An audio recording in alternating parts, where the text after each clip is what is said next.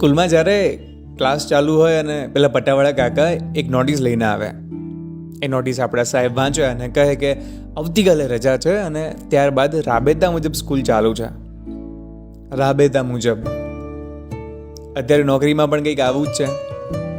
આવતીકાલે રવિવારની રજા છે અને એના પછી રાબેતા મુજબની જિંદગી ચાલુ છે. સ્કૂલમાં તો ચલો ઉનાળુ વેકેશન આવતું, દિવાળી વેકેશન આવતું, એટલે આમ મજા આવતી, કંઈક એન્જોય કરતા. પણ એ વેકેશન ક્યાં ખોવાઈ ગયું છે. સ્કૂલમાં ભણવાનું ગમતું પણ કદાચ આ નોકરી ગમે છે કે નહીં ખબર નથી. સ્કૂલમાં ભણવું એટલા માટે જરૂરી હતું, એમાંથી કંઈક શીખવા મળતું હતું.